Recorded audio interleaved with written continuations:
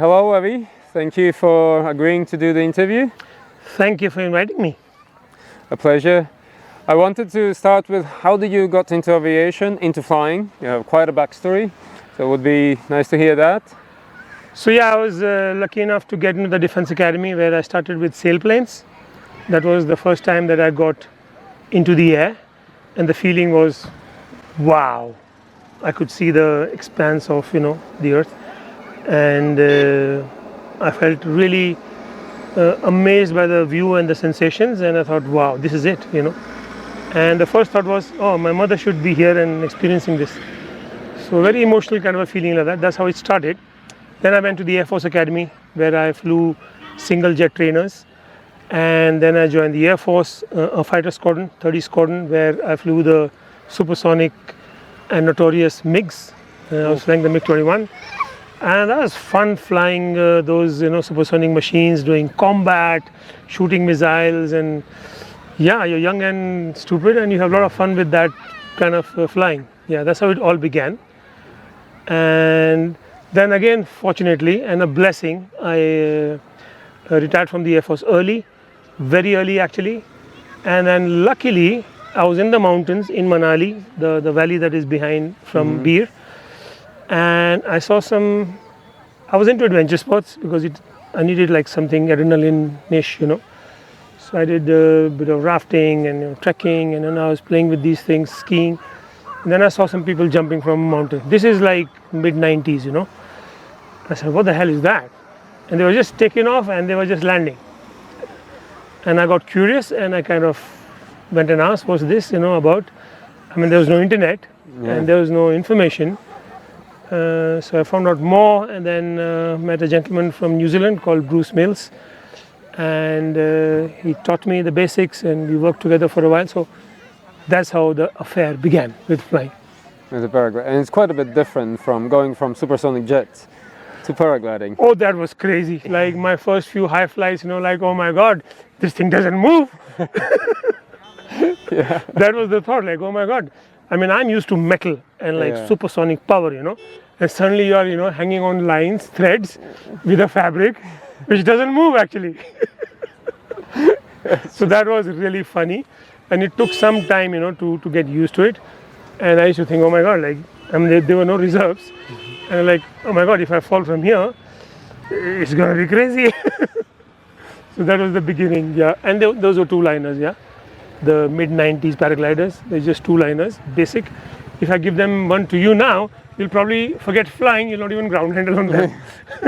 If you remember the shapes, Yeah, they were big openings and they looked more like a parachute. Yeah, it was a modified parachute. Yeah. So from there you got involved quite a bit in paragliding. And yes. You've been doing it since. Yes.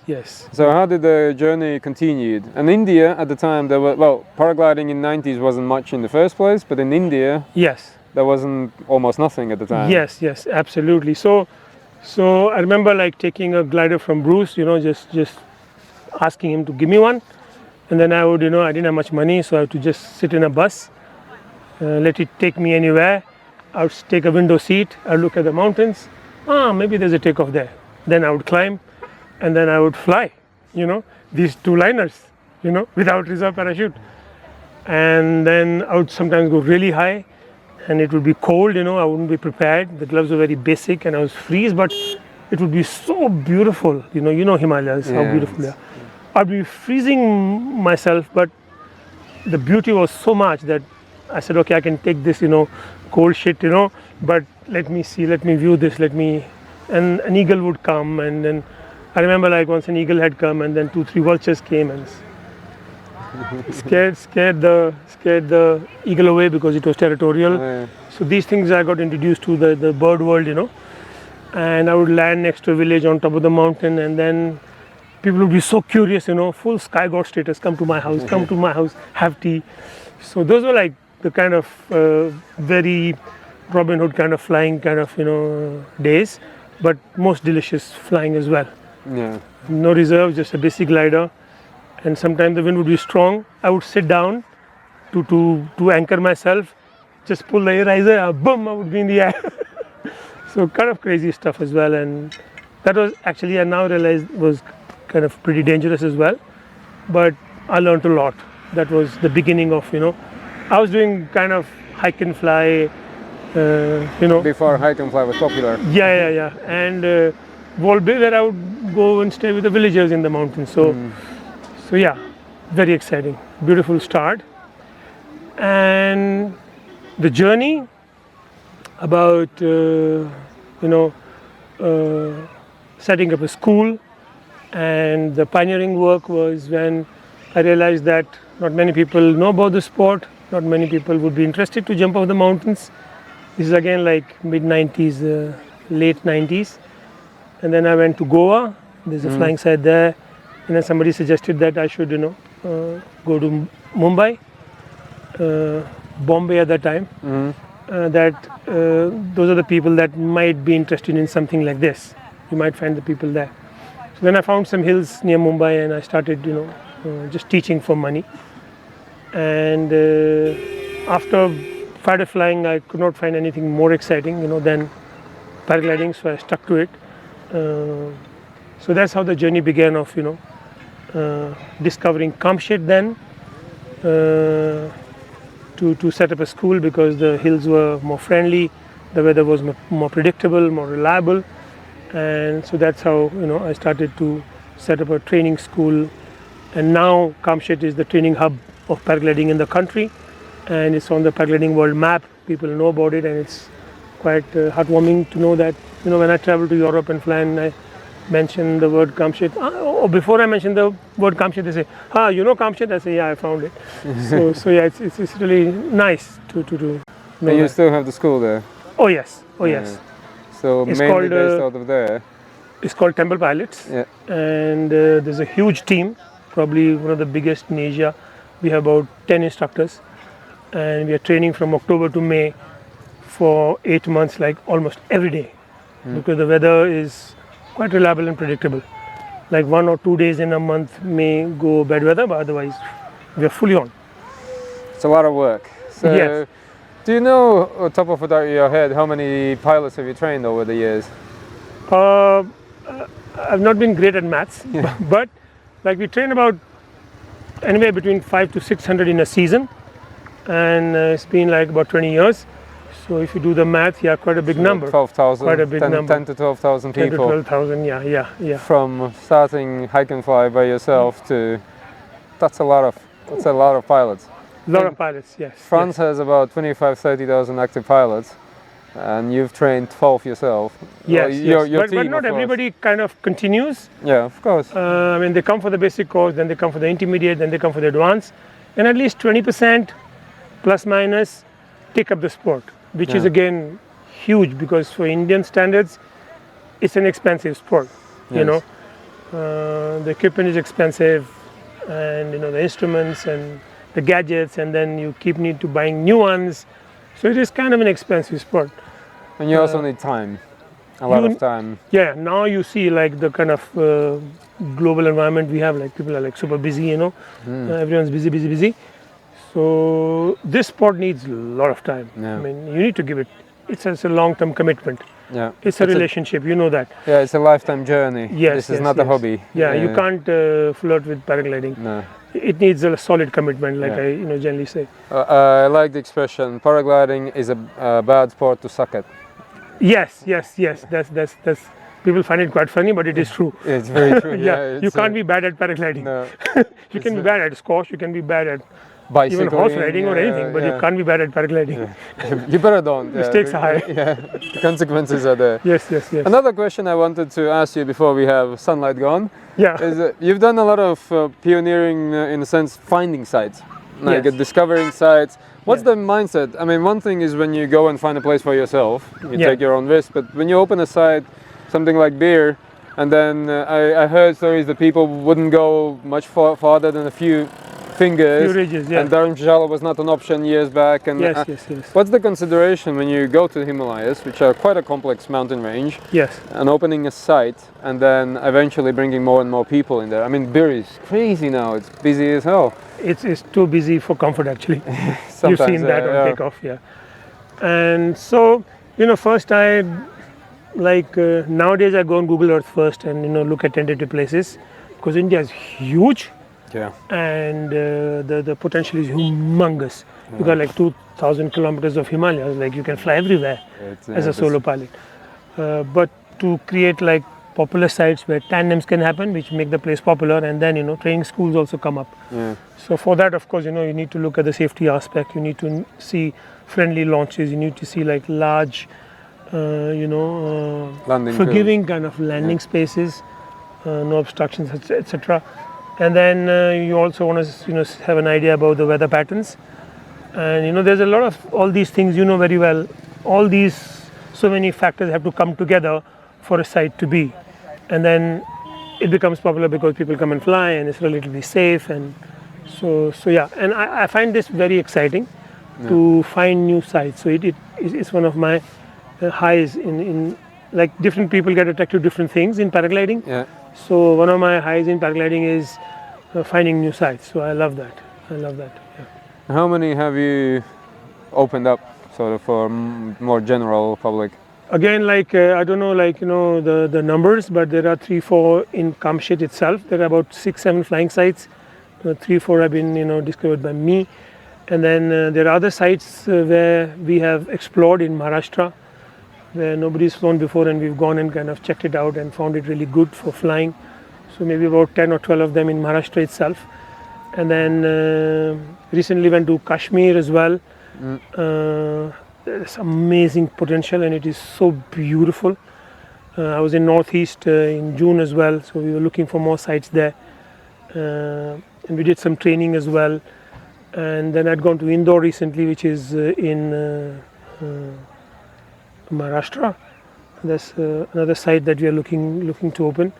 And we did actually took an aircraft, like a small aircraft, to be surveying for paragliding sites. Yeah, to look around. So I didn't know, like when I started, that one day I'll be sitting in an aircraft looking for sites for paragliding, and it is quite cool. I can tell the pilot, okay, go down, that mountain looks interesting.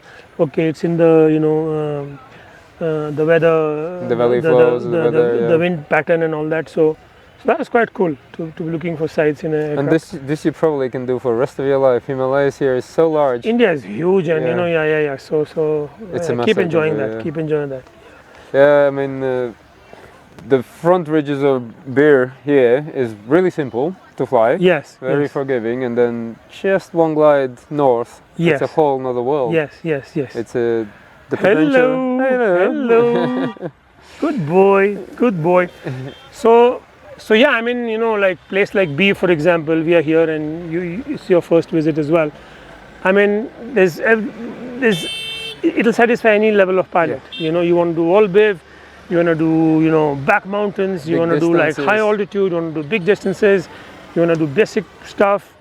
Top to bottoms is really nice here. Yeah. So we are looking for alternate sites. Like I tried to find some sites in Uttarakhand as well. There's great potential there, and I thought I'll find an alternate to be, because it's getting really crowded. Yeah. It's kind of unnerving, for everyone, because there are 300 pilots on the takeoff, and there are like 5-6 people coming in, for landing at the same time. It's not like the best scenario. So hopefully, like more flying, and we'll find more sites which kind of have the drive and the all the criteria that you need for a site. Yeah, and the logistics in the town is amazing. Like I couldn't believe how this actually is one of the first paragliding towns in India. I've seen some YouTube videos from the 90s about Berlin. There was only one, Imaho.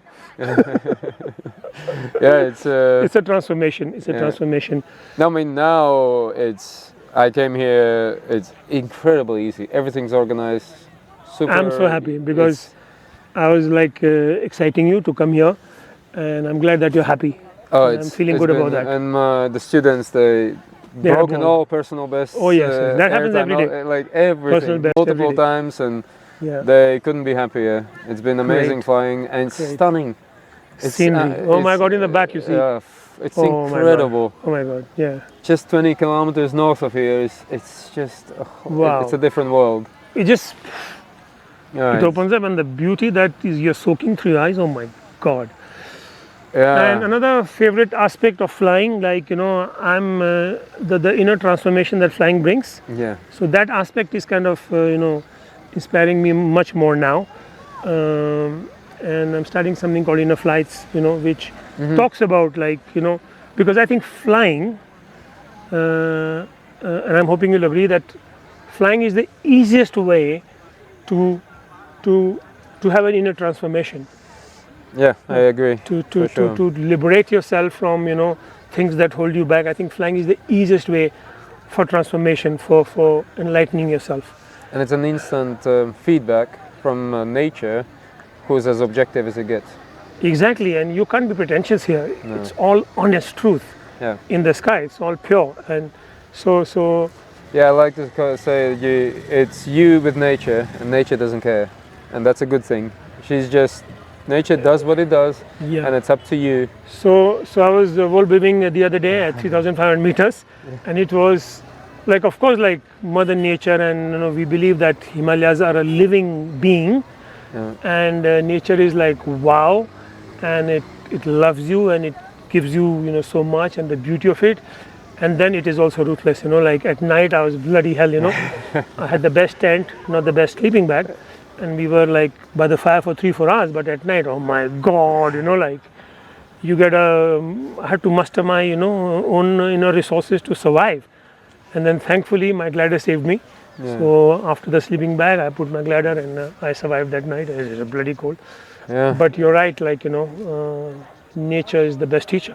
Yeah, and it's honest. It's in human relationships, it's rare that you have honest feedback. Honest feedback. Yeah, without no ambitions or egos involved. As an instructor, I share this with students as well, like, that you can do what you want because nature will teach you, and sometimes it'll give you like nice, whack on the back sometimes, and sometimes even strong ones because you need it.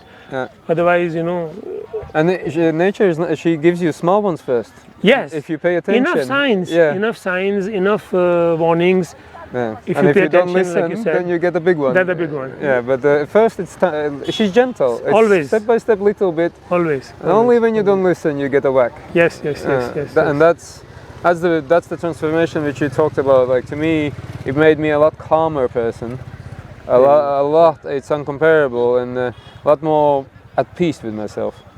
Yes. I was talking to Kinga as well. Like we were on the mountain, both of us, and she was also sharing. Like, she found herself, and she was saying that she got comfortable with herself, and she found herself, and that was like you are realizing yourself, Yeah. And then she was saying that a whole new life began, kind of thing. And I think it's, if you talk to any pilot, for example, it's transformed every pilot. Yeah, and that's why they fly, because it is very transformative. Yeah. And it is honest, and it invites you for the adventure and gives you joy, and gives you satisfaction, and gives you the sense of freedom that we all, deeply crave for. So yeah, I think it's an amazing package, paragliding. Yeah, and we are happy we are in it. Yeah. It's a good note to finish. We have end of the sunset, sunrise. Cool. Sun's gone. But yeah, cool. And we had a friend coming in. Yeah, that'll be crazy. Oh well, it's part of paragliding. You like the energy, otherwise why would he come, no? Yeah, perfect. Perfect timing. And I think I don't even need to edit anything out. It's just gonna be one video like that because it's first nice. take. Yeah, done. Thank you, Avi. Cheers, man. Cheers. It's been nice.